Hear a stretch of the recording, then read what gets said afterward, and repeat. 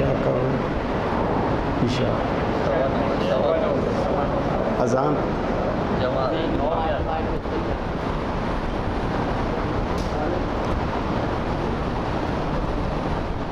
السلام علیکم ورحمۃ اللہ وبرکاتہ۔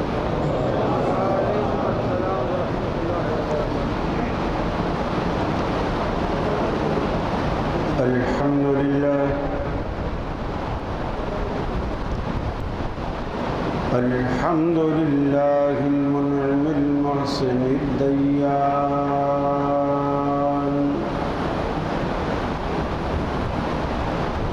ذی الفضل والجود والإحسان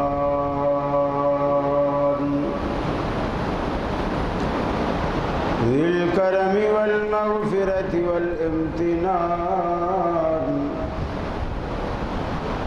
والصلاة والسلام على سید الانبیاء خیر الانام وعلى آلہ وصحابہ وازواجہ العظام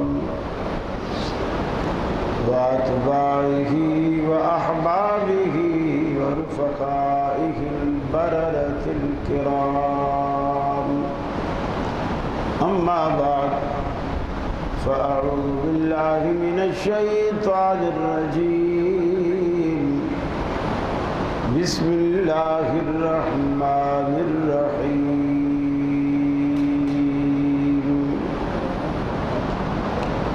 ان اللہ ربی وربکم فاعبدوہ ھذا صراط مستقیم۔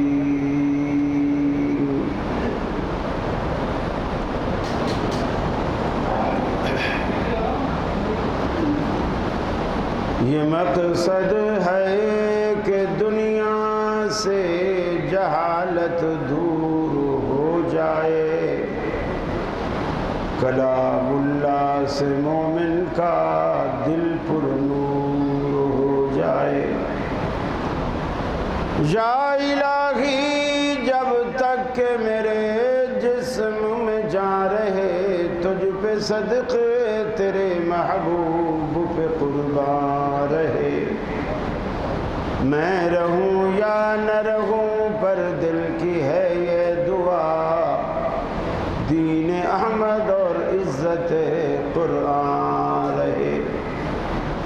الہی ہم میں پھر وہ صدیق سا ایمان پیدا کر، عمر فاروق سا کوئی جری انسان پیدا کر، رگے تحریک کٹ جائے دم عثمان پیدا کر، علی المرتضیٰ شیر خدا کی آن پیدا کر۔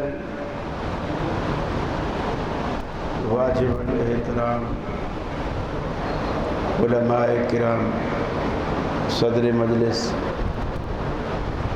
محترم بھائی عامر ندیم صاحب،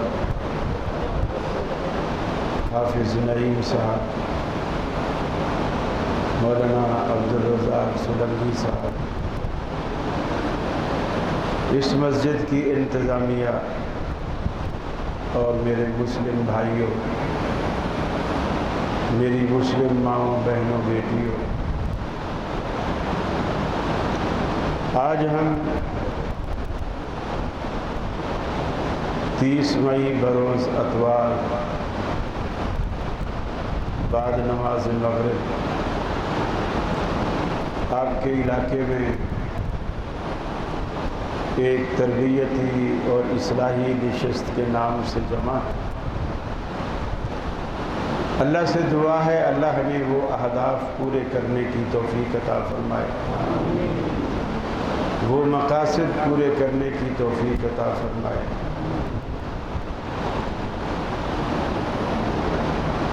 مجھے انتظامیہ کی طرف سے حکم ملا ہے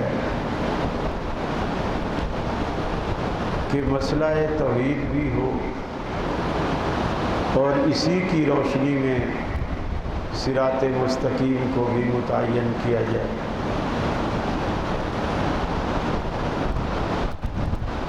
دنیا میں جتنے بھی انبیاء آئے ان کا مرکزی نقطہ ہمیشہ ایک ہی رہا ہے۔ کسی دور میں شرک جائز نہیں رہا، ہر دور میں شرک حرام ہی رہا، اور ہر پیغمبر کی پہلی دعوت ہی یہی تھی کہ اللہ کے علاوہ کوئی معبود ہے ہی نہیں۔ دوسرا دائرہ ہے شریعت، وہ ہر دور میں بدلتا رہا، کہیں نماز کا طریقہ الگ، کہیں روزے کا طریقہ الگ، کہیں دنوں کی، جیسے ہمارے لیے جو زیادہ مقدس دن ہے وہ جمعے کا ہے، یہود کے ہاں ہفتے کا تھا، نصارہ کے ہاں اتوار کا تھا، یہ تبدیل ہوتی ہے۔ اس کو آپ اس مثال سے سمجھیے، جو اسکول میں پڑھنے والے بچے ہیں، طلباء ہیں، وہ اچھی طرح اس کو سمجھتے ہیں۔ جیومیٹری باکس میں ایک پرکار ہوتی ہے،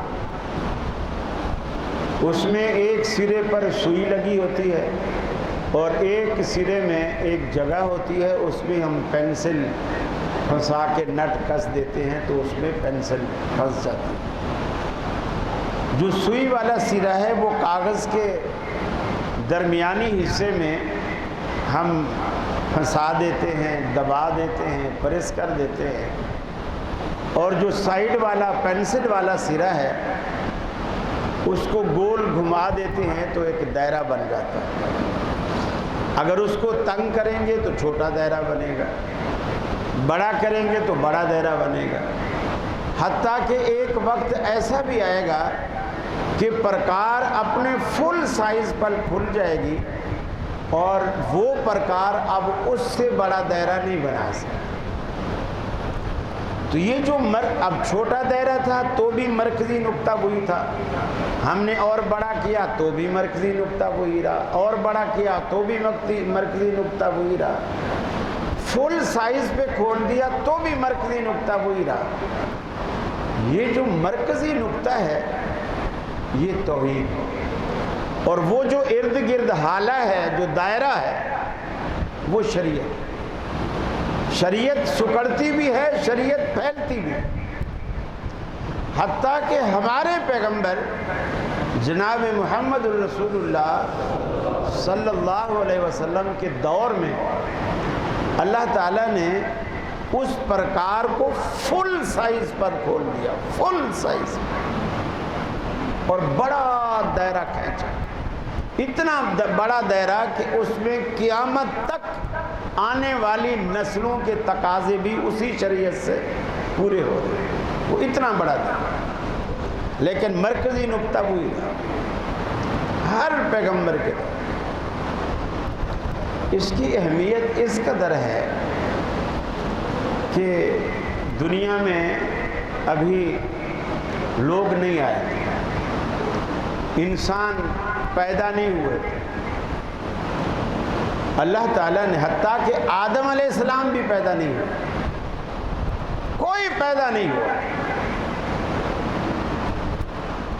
اور اللہ تعالیٰ نے جتنے لوگ قیامت تک بھیجنے تھے ان سب کو قرآن کہتا ہے کہ آدم علیہ السلام کی پشت سے نکالا، عالم ارواح۔ ابھی آدم بھی نہیں ہے، تو جب آدم نہیں ہے تو پشت بھی نہیں ہے۔ ہم نہیں سمجھتے کہ وہ کیسے نکالا، وہ نکالنے والا جانتا ہے کہ اس نے کیسے نکالا۔ ہمارے لیے ایمان لانا ضروری ہے۔ فرمایا وَإِذْ أَخَذَ رَبُّكَ مِن بَنِي آدَمَ مِن ظُهُورِهِمْ، وہ وقت یاد کرو بلدیا والو وہ لمحہ یاد کرو، وَإِذْ أَخَذَ رَبُّكَ مِنْ بَنِي آدَمَ مِنْ ظُهُورِهِمْ، جب اللہ نے قیامت تک آنے والی تمام نسلوں کو آدم علیہ السلام کی پشت سے نکالا، اور نکالنے کے بعد اللہ تعالیٰ نے ان کو ایک خاص وجود دیا، اجتماع جمع کر کے اللہ رب العالمین نے ان سے خطاب کیا، وَأَشْهَدَهُمْ عَلَىٰ أَنفُسِهِمْ أَلَسْتُ بِرَبِّكُمْ، اللہ نے ساری انسانیت کو جمع کرنے کے بعد سب سے ایک ہی سوال کیا، أَلَسْتُ بِرَبِّكُمْ، کیا میں تمہارا رب ہوں کہ نہیں؟ ابھی دنیا مسیح نہیں، دنیا میں کوئی آیا نہیں، کوئی نبی نہیں، کوئی کتاب نہیں، کوئی چیز اللہ نے نازل نہیں فرمائی، ان کے ضمیروں سے رب العالمین نے سوال کیا۔ ایک مسلمان کا ضمیر بعض موقعوں پر بڑی صحیح رہنمائی کرتا ہے، اللہ نے ابھی انہیں پڑھایا نہیں، سکھایا نہیں، پیدا کیا اور ایک سوال کر ڈالا، أَلَسْتُ بِرَبِّكُمْ، مجھے بتلاؤ میں تمہارا رب ہوں کہ نہیں؟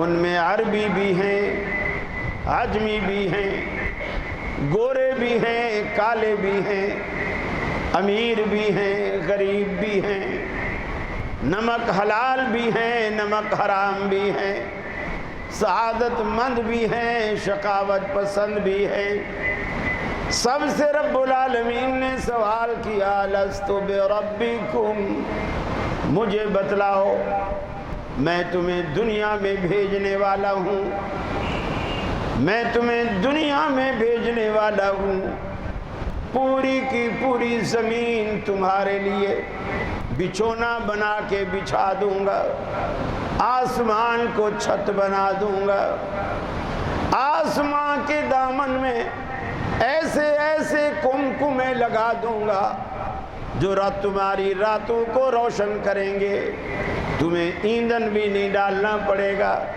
سی این جی نہیں ڈالنی پڑے گی، پیٹرول نہیں ڈالنے پڑیں گے، ساری رات وہ کمکمیں جگمگ جگمگ کرتے رہیں گے تمہارے لیے، سورج کو تابانی عطا کروں گا تمہارے لیے، ستاروں کو درخشانی عطا کروں گا تمہارے لیے، چاند کو لمعانیت عطا کروں گا تمہارے لیے، مجھے بتاؤ الست بربکم، یہ ساری نعمتیں پانے کے بعد کس کو اپنا معبود مانو گے؟ دنیا میں جاؤ گے ساری زمین تمہارے لیے دسترخوان بنی ہوگی، طرح طرح کی نعمتیں چن دوں گا، دریا متلاطم اور سمندر موجزن ہوں گے تمہارے لیے، ندیاں بل کھاتی نظر آئیں گی تمہارے لیے، انادل چہکیں گے تمہارے لیے، سبزے لہکیں گے تمہارے لیے، گلشن مہکیں گے تمہارے لیے، الست بربکم، میری یہ نعمتیں پانے کے بعد بتلاؤ کس کو اپنا معبود مانو گے؟ راتوں کو اندھیرا عطا کروں گا تمہارے لیے، صبح کو سویرا عطا کروں گا تمہارے لیے، شام کو سناٹا عطا کروں گا تمہارے لیے، بتلاؤ الست بربکم، کس کو اپنا معبود مانو گے؟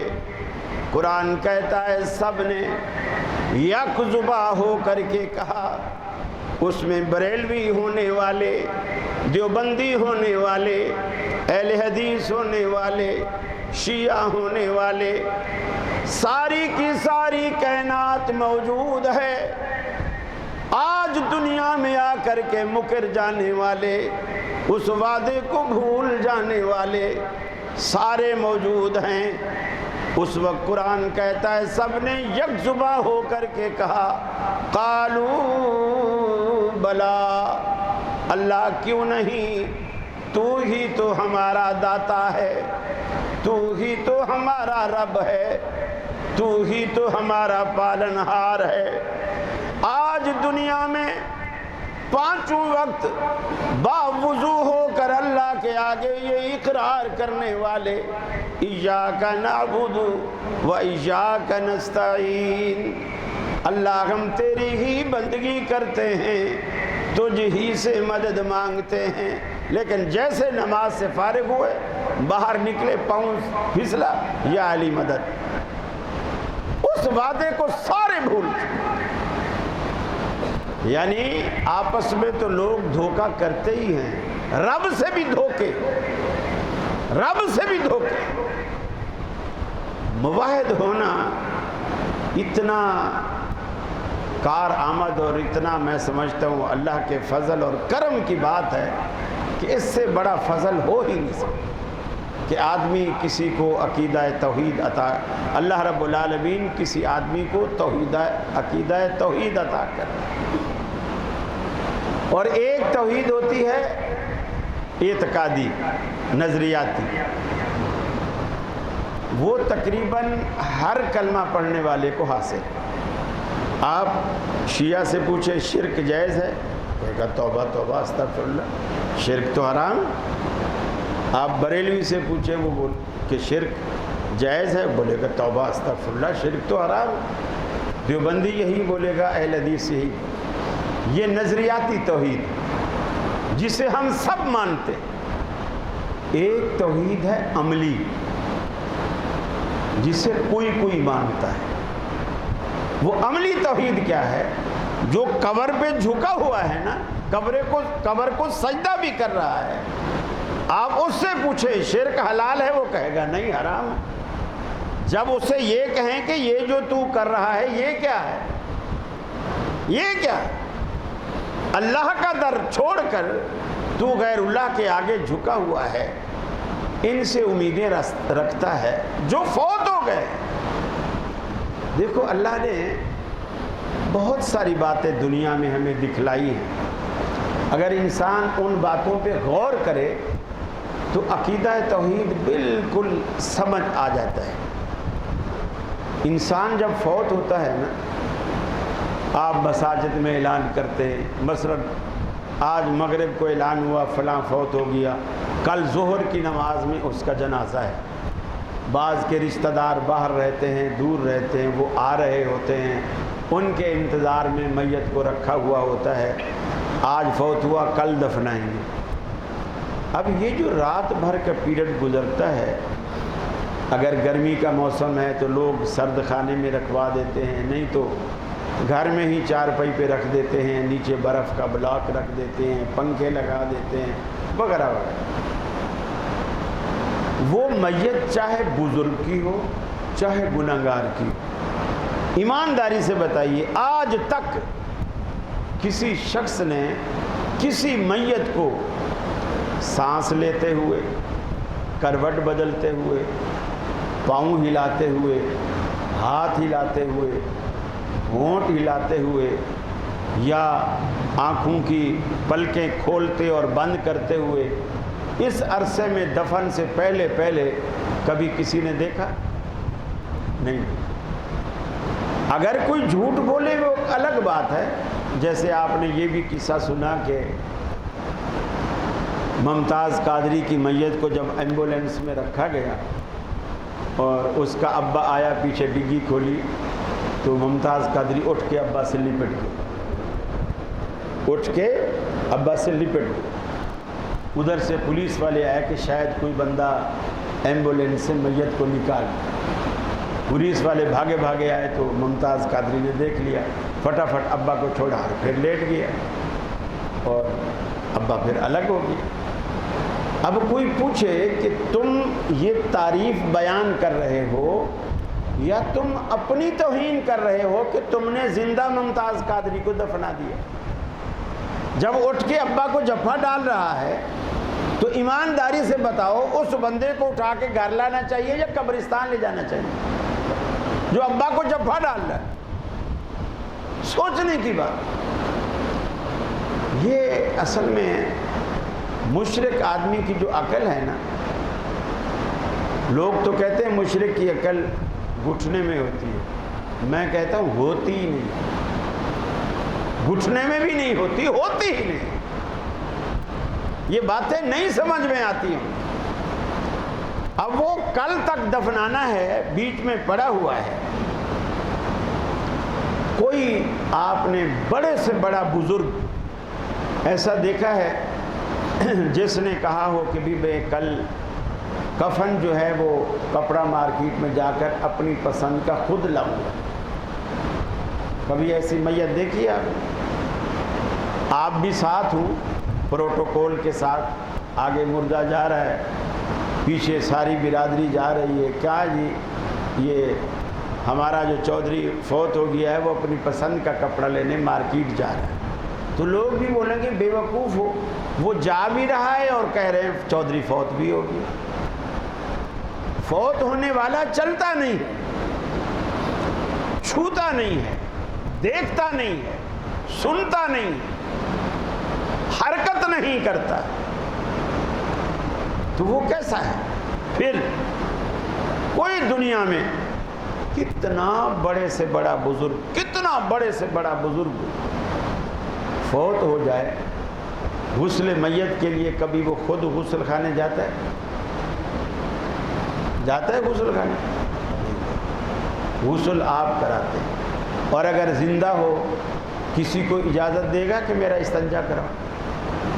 کسی کو دے گا اجازت؟ ہاتھ لگانے دے گا؟ لیکن مرنے کے بعد بیچارہ دوسروں کے رحم و کرم پر ہوتا ہے، اس کو ادھر الٹے کہاں مرضی ہاتھ لگائیں. بعض لوگ ایسے ہوتے ہیں بیماری میں ہاسپٹل میں لمبا لمبا عرصہ گزر چکا ہے، ان کے زیر ناف بال تک غاسل میت صاف کر رہے ہیں. اگر یہ زندہ ہوتا تو ایسا ہوتا کبھی نہیں. اللہ تعالیٰ نے بہت مواقع ایسے دکھائے. پھر جب جنازہ پڑھتے ہیں، جس چارپائی پہ رکھا ہوتا ہے کم از کم 1.5-2 فٹ تو زمین سے اوپر ہوتی ہوگی نا. اب وہ 1.5-2 فٹ زمین سے اوپر رکھی ہوئی ہے. جنازے میں سے اللہ تعالیٰ نے رکوع کو بھی نکال دیا، سجدے کو بھی نکال دیا، حالانکہ نماز ہے. حدیثوں میں بھی صلاۃ الجنائز لفظ استعمال ہوا، وہی صلاۃ جو نماز کے لیے لفظ استعمال ہوا، اور ہم اردو میں بھی اسے نماز جنازہ کہتے ہیں. نماز رکوع سجدے کے بغیر نہیں ہوتی، رکوع سجدے کے بغیر نماز نہیں ہوتی. اب جس نماز میں آگے میت نہیں ہے اس میں رکوع سجدہ نہ ہو تو نماز نہیں ہوتی، اور جس نماز میں آگے میت ہو اس میں رکوع سجدہ ہو تو نماز نہیں ہوتی. آپ تھوڑا ڈر ڈر کے بولنے میرے خیال ہے بھولے ہوئے ہیں آپ کے ساتھ، یا آپ کو شک کہتے ہو. جس میں میت آگے ہوتی ہے اس نماز میں اگر رکوع اور سجدہ ہو تو نماز نہیں ہوتی. اب سمجھ آئیے آپ. اب اللہ تعالیٰ یہ دکھا رہا ہے، دیکھو ابھی تمہارے سامنے میں نے سجدہ حرام کر دیا، رکوع حرام کر دیا، میت سامنے، وہ کتنے بڑے بزرگ کی ہو اس کے جنازے میں رکوع سجدہ نہیں ہوگا. جب 5 فٹ 6 فٹ 7 فٹ 4 فٹ زمین کے نیچے چلا جائے گا، منو من مٹی اوپر ڈال دی جائے گی، اب سجدے شروع ہو جائیں گے، طواف شروع ہو جائیں گے، اگربتیاں لگیں گی، عرق کیوڑا چھڑکا جائے گا، پھولوں کی چادریں بچھائی جائیں گی، ہری چادریں بچھائی جائیں گی، اور پھر عقیدہ یہ رکھا جائے گا کہ اب حضرت جی یہاں نہیں ہیں، پوری دنیا میں سیر کرتے، پوری دنیا جہاں بھی مرید پکارے گا یہ وہاں پہنچے، جہاں بھی مرید یاد کرے گا وہاں پہنچ جائے.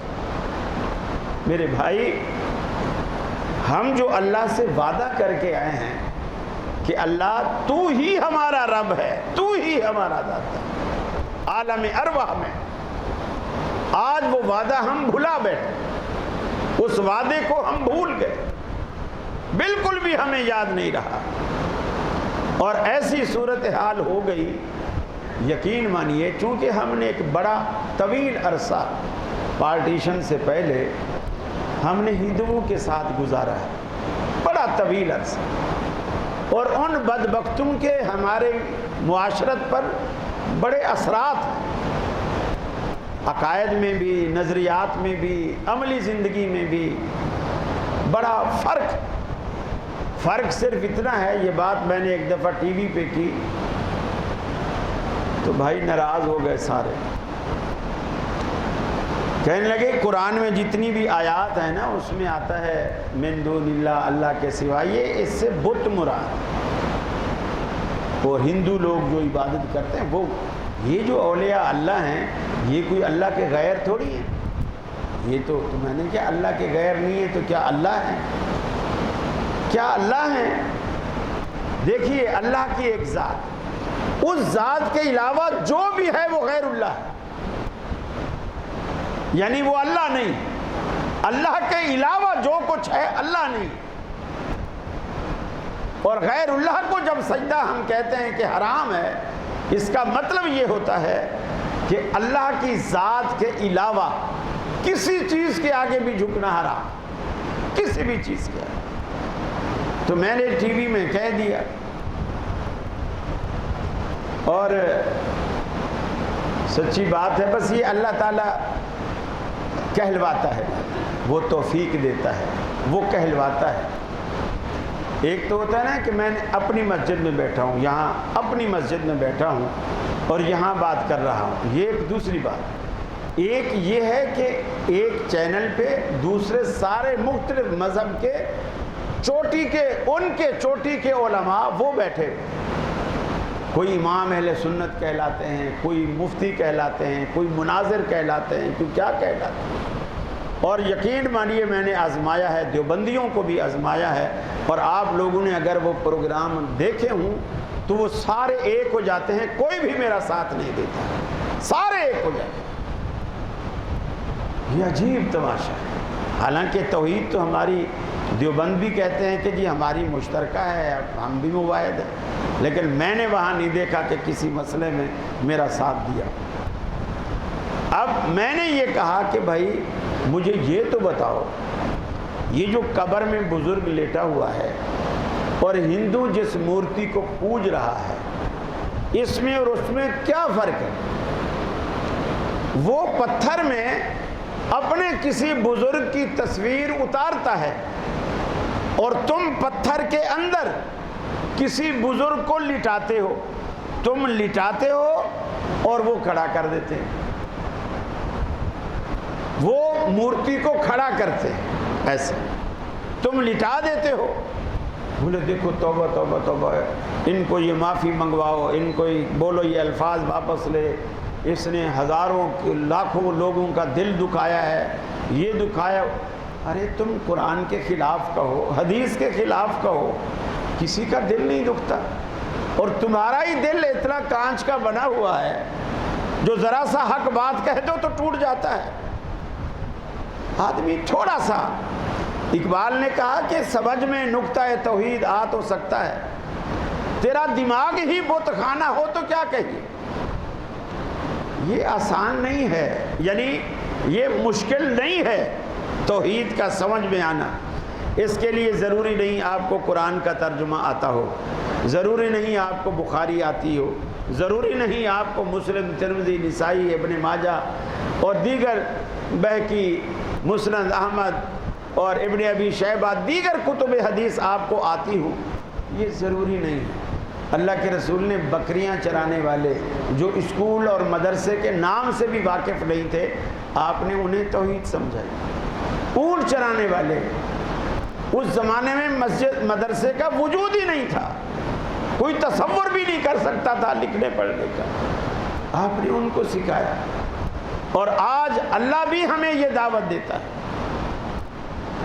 فرمایا وَإِنَّ لَكُمْ فِي الْأَنْعَامِ لَعِبْرَةً، اے مسلمانوں تمہارے لیے وَإِنَّ لَكُمْ فِي الْأَنْعَامِ لَعِبْرَةً، جانوروں میں بھی ہم نے تمہارے لیے عبرت رکھی ہے.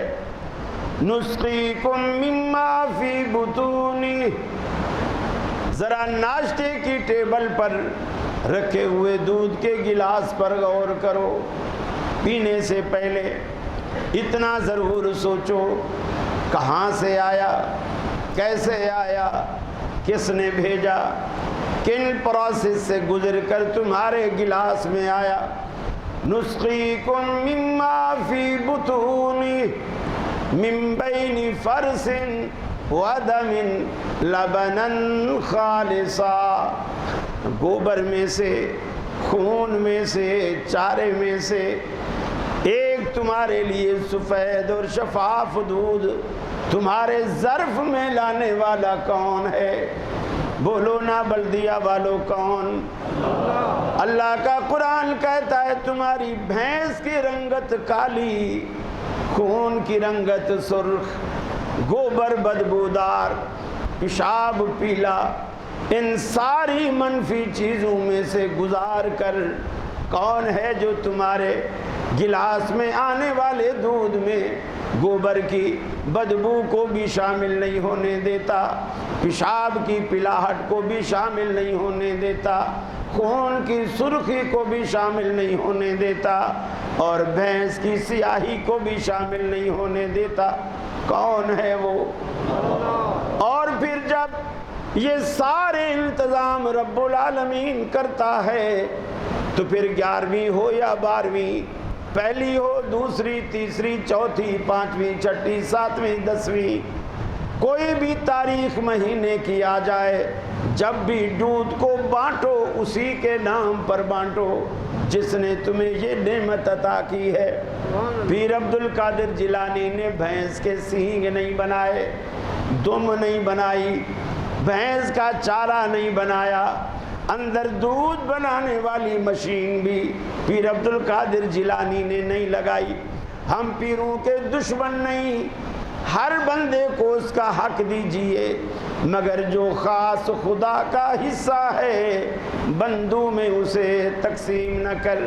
ایک ہی ہم دعوت دیتے ہیں، اللہ کا حق، اللہ کی صفات بندوں میں تقسیم نہ کیجیے. آج ہم دیکھتے ہیں دنیا میں کہیں نخل مرکز کی چھاؤں میں سجدے، کہیں مرنے والے کے پاؤں میں سجدے، اشاروں میں سجدے، نگاہوں میں سجدے، یہاں اور وہاں خانقاہوں پہ سجدے، یہ قبہ پرستی کے پامال سجدے، مزاروں پہ جا جا کے ہر سال سجدے. مزاروں پہ جاتے ہو بہرے سفارش، جو خود سو چکے کیا سنیں گے گزارش، جو مائل بخواب اجل ہو چکے ہیں لحد میں جو آرام سے سو چکے ہیں، جو کروٹ بدلنا نہیں جانتے ہیں انہیں آپ مشکل کشا مانتے ہیں. کچھ تو سوچو نا، جو قبروں میں کروٹ نہیں بدل سکتے وہ آپ کی مشکلیں کیا آسان کریں، کیا آسان کریں. یہ سب کچھ اللہ رب العالمین کے ہاتھ میں، وہی سب کی مشکلیں آسان کرتا ہے. سب کچھ رب العالمین کے ہاتھ میں، وہ مشکلیں آسان کرتا ہے، آپ کی بگڑیاں بناتا ہے، آپ کو اولادیں دیتا ہے، آپ کو نفع دیتا ہے. نقصان کا وہی مالک، بیماری کا وہی مالک، شفا کا وہی مالک، سب کچھ اسی کی طرف سے.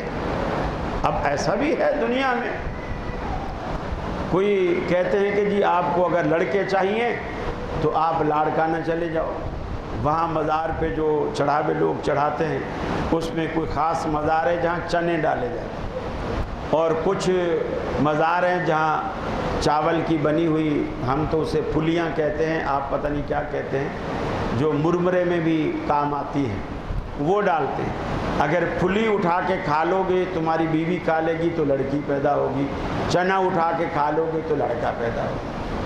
یعنی عجیب تماشا بنایا ہوا ہے، چنے سے لڑکے بن رہے ہیں اور چاول کی پھلیاں سے لڑکیاں بن رہی ہیں. اور اللہ کے قرآن سے پوچھو، اللہ کا قرآن کیا کہتا ہے؟ فرمایا یہب لمن یشاء اناثا ویہب لمن یشاء الذکور، وہ اللہ ہی کی ذات ہے، جسے چاہتا ہے بیٹیاں عطا کرتا ہے، جسے چاہتا ہے بیٹے عطا کرتا ہے۔ جس کو رب العالمین بیٹیاں ہی بیٹیاں دے دیتا ہے وہ بیٹے کی دعا کرتا ہے، لیکن رب العالمین بیٹا نہیں دیتا۔ پہلی شادی، دوسری شادی، تیسری شادی، چوتھی شادی بھی کر ڈالی لیکن بیٹا نہیں ہوتا۔ بعض جوہلا عورتوں کو طلاقیں دے دیتے ہیں، تو نے ہمیں ایک وارث نہیں دیا، جا ہم بھی تجھے گھر میں نہیں رکھ سکتے۔ ارے یہ بیٹے پیدا کرنا یا بیٹیاں پیدا کرنا عورتوں کے بس کی بات نہیں۔ یہب لمن یشاء اناثا ویہب لمن یشاء الذکور، ہم جسے چاہتے ہیں بیٹیاں دیتے ہیں، جسے چاہتے ہیں بیٹے عطا کرتے ہیں۔ اور ایسا بھی ہوتا ہے ہم نہ دینے پہ آئیں، اور کبھی ایسا بھی ہوتا ہے او یزوجکم ذکرانا و اناثا، اور کبھی ایسا بھی ہوتا ہے ہم 4 بیٹے 4 بیٹیاں، 2 بیٹے 2 بیٹیاں دونوں دیتے ہیں، بن مانگے دیتے ہیں، بلاول بھی دیتے ہیں، بختاور بھی دیتے ہیں، دونوں ملا کے دیتے ہیں۔ وَيَجْعَلُ مَن يَشَاءُ عَقِيمًا، اور نہ دینے پہ آئیں تو بانجھ بنا کر چھوڑ دیتے ہیں۔ دنیا کی کوئی طاقت انہیں اولاد کی نعمت سے مالا مال نہیں کر سکتی۔ تعویذ دینے والے، دھاگے پڑھنے والے، نمک پڑھنے والے، چینی پڑھنے والے سب عاجز آ جاتے ہیں، لیکن گھر میں اولاد نہیں آتی۔ حضرت زکریہ علیہ السلام اللہ کے پیغمبر تھے، سچے پیغمبر، ساری جوانی گزار دی، اولاد نہیں، بیوی کی بھی پانی بھی لگے گا، بیوی کی بھی اولاد والی عمر چلی گئی، جسے کہتے ہیں نا بانجھ، جس میں ایام بھی بند ہو جاتے ہیں اور اولاد نہیں۔ ایک دن گئے، دیکھا کہ مریم علیہ السلام کے پاس بغیر موسم کے پھل رکھے، جیسے مثال کے طور پر آج کل انگوروں کا موسم نہیں، اور آپ کہیں انگور دیکھیں میرے خیال ہے ٹھنڈا نہیں،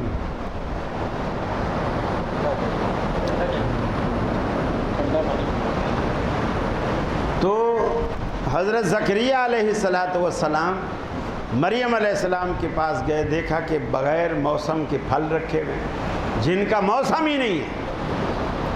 تو حضرت زکریہ علیہ السلام نے ان سے پوچھا کہ یہ کہاں سے آئے؟ قالت ہوا من عند اللہ، وہ کہنے لگی یہ تو اللہ کی طرف سے آئے۔ اب دل میں ایک امید جاگ گئی، بوڑھے ہیں، اولاد کی عمر گزر چکی، بوڑھے ہیں، بیوی بانجھ ہے، بس دل میں ایک امید جاگ اٹھی کہ یا اللہ جب بغیر موسم کے مریم کو پھل کھلا سکتا ہے، اگرچہ زکریہ کا بھی موسم اولاد والا نہیں ہے، تو مجھے بھی بن موسم کی اولاد تو دے سکتا ہے۔ ایک دل میں امید جاگ۔ اللہ رب العالمین بھی شاید یہی جملہ سننے کا انتظار کر رہا تھا۔ اللہ نے کہا جا زکریہ، ہم تجھے بیٹے کی خوشخبری دیتے ہیں، انا نبشرک بغلام اسمہ یحییٰ لم نجعل لہ من قبل سمیہ، اس کا نام بھی ہم یحییٰ رکھتے ہیں، اور یہ ایسا نام ہے آج سے پہلے ہم نے کسی بچے کا نام خود نہیں رکھا، آپ کے بیٹے کا ہم نام بھی رکھ رہے ہیں، یحییٰ اس کا نام ہے، اور وہ بیٹا ہم تمہیں عطا کرتے ہیں۔ اللہ نے دیا، یہ سب اللہ رب العالمین کے ہاتھ میں ہے کہ وہ کب کس کو کہاں اولاد دیتا ہے، ملا کے دیتا ہے، اکیلے لڑکیاں ہی لڑکیاں دیتا ہے، لڑکے ہی لڑکے دیتا ہے، یا بالکل نہیں دیتا، کچھ بھی نہیں دیتا۔ اللہ رب العالمین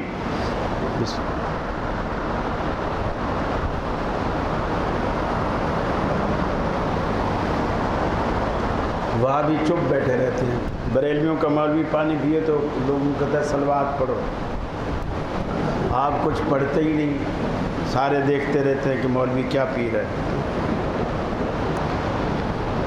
اللہ اکبر۔ قرآن مجید میں اللہ رب العالمین نے جتنے بھی انبیاء کی دعاؤں کا ذکر کیا، جتنے بھی انبیاء آدم علیہ السلام سے لے کر محمد رسول اللہ صلی اللہ علیہ وسلم تک، ان کی جو دعاؤں کا ذکر ہے، آپ قرآنی دعائیں اٹھائیے، کچھ دعائیں اللہم سے شروع ہوتی ہیں، کچھ رب سے شروع ہوتی ہیں، کچھ ربنا سے شروع ہوتی ہیں۔ کوئی ایک دعا بھی ایسی قرآن میں موجود نہیں ہے جس دعا کے اندر کسی پیغمبر نے دعا مانگی ہو اور اس دعا میں کسی دوسرے بہتر پیغمبر کا وسیلہ واسطہ کوئی اس کے اندر دیا۔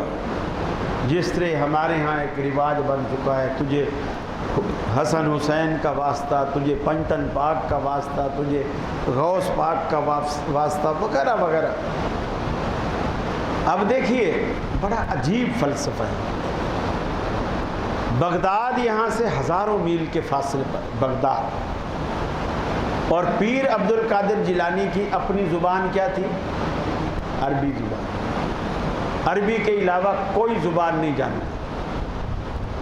اور آپ جب یہاں پیر عبد القادر جیلانی کو پکاریں گے تو کس زبان میں پکاریں گے؟ اردو میں۔ لاہور والے پنجابی میں، پشاور والے پشتو میں، بلوچستان والے بلوچی میں، بروہی میں، سندھی میں، وغیرہ وغیرہ۔ اور اگر کوئی انگریز بھی ان کا مرید ہوگا تو وہ انگلش میں وہ پکارے گا۔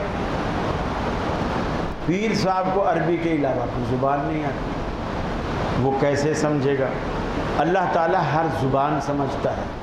اور دوسری، مشرکوں کی یہ عجیب لاجک ہے، عجیب منطق ہے کہ پیر عبد القادر جیلانی جو فوت ہو گئے وہ ان کی آواز یہاں سے سن رہے ہیں، اور اللہ جو زندہ ہے کہتے ہیں جی وہ ہماری سنتا ہی نہیں، ہم تو گناہ گار ہیں، وہ ہماری سنتا ہی نہیں۔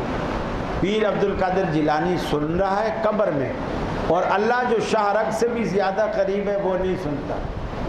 اور ہم بغداد والے کو آواز دیتے ہیں کہ اس رب سے ہمیں کچھ دلوا دے جو رب میری شاہ رگ سے زیادہ قریب، شاہ رگ سے زیادہ۔ فرمایا اذا سألك عبادی عنی فإنی قریب، اے محبوب میرے بندے آپ سے میرے بارے میں جب پوچھے میں ان سے قریب ہوں یا ان سے دور، انہیں بتا دیجئے گا فإنی قریب، میں تو ان کے بہت قریب ہوں۔ اجیب دعوت الداعی اذا دعان، جب بھی کوئی پکارنے والا مجھے پکارے، رات کے اندھیرے میں پکارے، دن کے سویرے میں پکارے، شام کے سناٹے میں پکارے، اجیب دعوت الداعی اذا دعان، جب بھی پکارنے والا مجھے پکارے میں اس کی پکار کو سنتا ہوں۔ اب بندہ پوچھتا ہے الہ العالمین تو ہمارے کتنا قریب ہے؟ 1 منزل، 2 منزل، 3 منزل، حبیب بینک پلازا جتنا کتنا قریب ہے؟ اگر قریب ہے تو آہستہ سے پکار لیا کرے، اگر دور ہے تو اسپیکر میں پکارا کریں۔ اللہ کہتا ہے نحن اقرب الیہ من حبل الورید، میں تو تمہاری رگ جان سے بھی تمہارے زیادہ قریب ہوں۔ لوگ مثالیں دیتے ہیں، میاں چھت پہ چڑھتے ہو تو سیڑھیاں لگاتے ہو، جج پہ کے پاس جاتے ہو تو وکیل کرتے ہو، اللہ کے پاس جانے کے لیے بھی تو کوئی وکیل چاہیے، کوئی سیڑھی چاہیے۔ اللہ کہتا ہے چھت پہ سیڑھی اس لیے لگتی ہے کہ چھت تم سے دور ہے، چھت تم سے دور ہے، جج مغرور ہے، وہ وکیل کے بغیر تم سے بات کرنا نہیں چاہتا۔ لیکن نحن اقرب، میں تو سب سے زیادہ تمہارے قریب ہوں، میں نے تو سیڑھی لگانے کی جگہ ہی نہیں چھوڑی، سیڑھی تو وہاں لگتی ہے جہاں اسپیس ہو، فاصلہ ہو، میں نے تو سیڑھی لگانے کی جگہ ہی نہیں چھوڑی، لگاؤ سیڑھیاں کہاں لگاؤ گے؟ نحن اقرب، بغداد والی سرکار تم سے دور ہے، اجمیر والی سرکار بھی تم سے دور ہے، پاک پٹن والی سرکار بھی تم سے دور ہے، لاڑکانہ والی سرکار بھی تم سے دور ہے، حتیٰ کہ مدینے والی سرکار بھی تم سے دور ہے۔ نحن اقرب، ہم ان سب سے زیادہ تمہارے قریب ہیں، سب سے زیادہ قریب۔ اللہ تعالیٰ نے کوئی عذر ہمارے لیے نہیں چھوڑا کہ قیامت والے دن ہم کوئی بہانہ بنا سکیں، کوئی بہانہ چھوڑا ہی نہیں۔ میرے بھائیو، اس رب کو پہچانو، اس رب کو پہچانو۔ دنیا میں بڑے بڑے مصور آپ نے دیکھے ہوں گے، تصویریں بناتے ہوں گے، لیکن قطرہ پانی پر تصویر بنانا صرف اس المصور کا کام۔ قطرہ پانی پر تصویر بنانا اور چلتی پھرتی تصویر بنانا، زندہ تصویر بنانا، بولنے والی تصویر بنانا، سننے والی تصویر بنانا، دیکھنے والی تصویر بنانا، یہ صرف اس کا کام۔ پھر مصور کو تصویر بنانے کے لیے ایک ہارڈ پیپر چاہیے، روشنی چاہیے، اور ماں کے بطن میں کوئی بلب نہیں ہوتے۔ اللہ رب العالمین اندھیرے میں تصویر بناتا ہے، اور اندھیرے میں ایسی تصویر بناتا ہے، ایک ایک پور، ایک ایک پور جسے اللہ قرآن میں اپنی شاہکار کے طور پر بیان کرتا ہے کہ ہم نے کیا تمہارے بنانا، کہ ہم نے تمہارے یہ پور نہیں بنائے، کہ ایک شخص ہی انگلیوں کا پور اس کے نشانات ہیں، دوسرے سے میل نہیں کھاتے۔ لاکھوں کروڑوں دنیا آئی، حتیٰ کہ باپ اور بیٹے میں بھی یہ تھمب میل نہیں کھاتے۔ اللہ نے اتنی شناخت اندھیرے کے اندر، یہ ہے کیا؟ باریک باریک لائنیں ہیں۔ ہم اگر بنا بھی لیں، لائنوں میں فرق کر لیں، چلو 100 بنا لیں گے، 150 بنا لیں گے۔ یہ تو دنیا قیامت تک کتنی دنیا آ چکی، اس وقت بھی اربوں خربوں کی تعداد میں دنیا موجود ہے، لیکن کسی ایک بندے کا پور دوسرے سے میل نہیں کھاتا۔ اور یہ رب نے اندھیرے میں بنایا، اندھیرے میں، روشنی میں نہیں، اندھیرے میں بنایا۔ میرے بھائیو، اس رب کو پہچانو، وہی بگڑیاں بنانے والا، وہی سب کچھ کرنے والا۔ آپ دیکھیں حضرت یونس علیہ السلام بستی سے بھاگے، اللہ کا عذاب آنے والا تھا، حالانکہ وہ اللہ کے پیغمبر تھے، ان کو اللہ کی وحی کا انتظار کرنا چاہیے تھا، نہیں کیا، بشری تقاضے سے بس چل پڑے، کشتی میں بیٹھ گئے۔ اللہ تعالیٰ کا فیصلہ کچھ اور تھا، وہ چاہتے تھے میں پار لگ جاؤں، اللہ کا یہ فیصلہ ہی نہیں تھا۔ منجداڑ میں کشتی پھنسی، لوگوں نے کہا کہ لگتا ہے کوئی بندہ اپنے مالک کے حکم کے بغیر بھاگا ہوا ہے، کورا ڈالو، کورا ڈالا، یونس علیہ السلام کے نام نکلا، انہوں نے اٹھا کے دریا میں پھینک دیا۔ یونس علیہ السلام، اللہ نے اس میں جو بڑی مچھلی تھی اس کو حکم کیا کہ یونس علیہ السلام کو لقمہ بنائے، اور یونس علیہ السلام کو لقمہ بنایا، یعنی چبائے بغیر حلق سے نیچے اتار دیا۔ قرآن کہتا ہے وَظَنُّونِ اذْهَبَ مُغَاضِبًا فَظَنَّ أَن لَّن نَّقْدِرَ عَلَيْهِ فَنَادَىٰ فِي الظُّلُمَاتِ أَن لَّا إِلَٰهَ إِلَّا أَنتَ سُبْحَانَكَ إِنِّي كُنتُ مِنَ الظَّالِمِينَ۔ اے اللہ، اللہ کا قرآن کہتا ہے ذرا مچھلی والے کا حال بھی سنو۔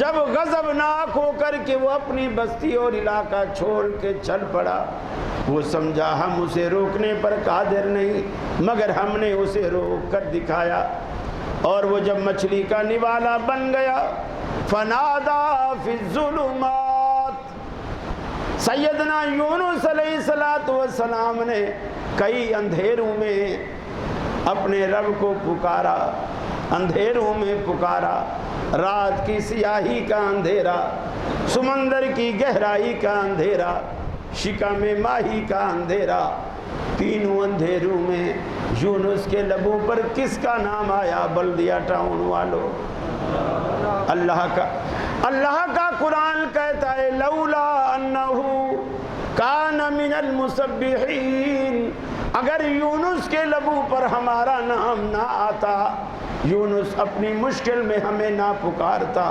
لَلَبِثَ فِي بَطْنِهِ إِلَى يَوْمِ يُبْعَثُونَ، قیامت تک ہم یونس کو مچھلی کے پیٹ میں رکھتے، ہمارے سوا کوئی اس کی دستگیری نہ کر سکتا۔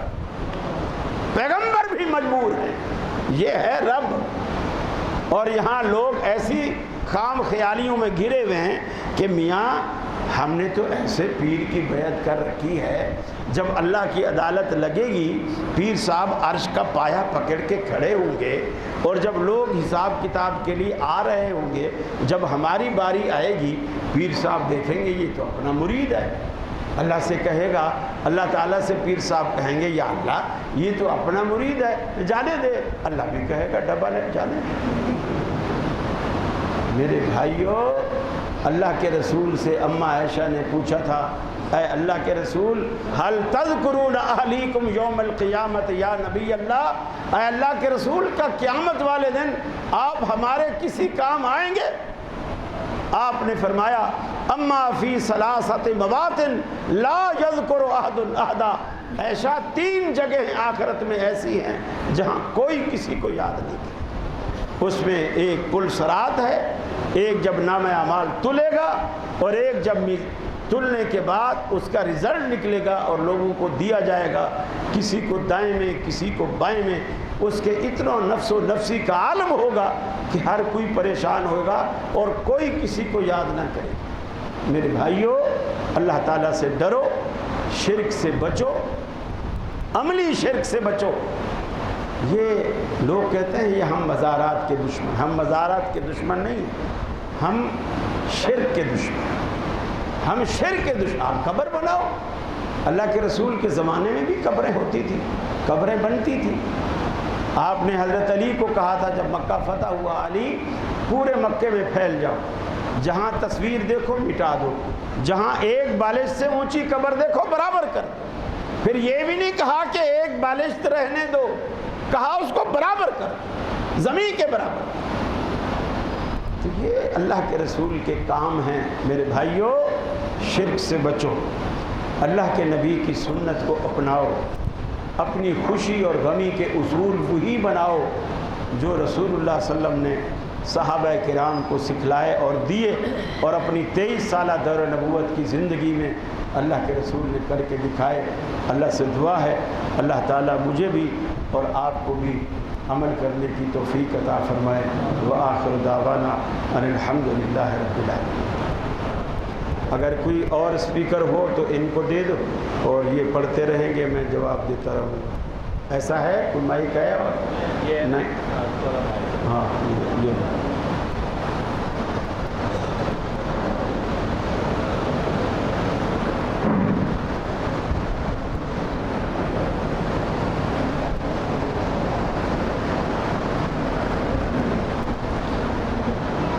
بہرحال آپ کی جو مسجد ہے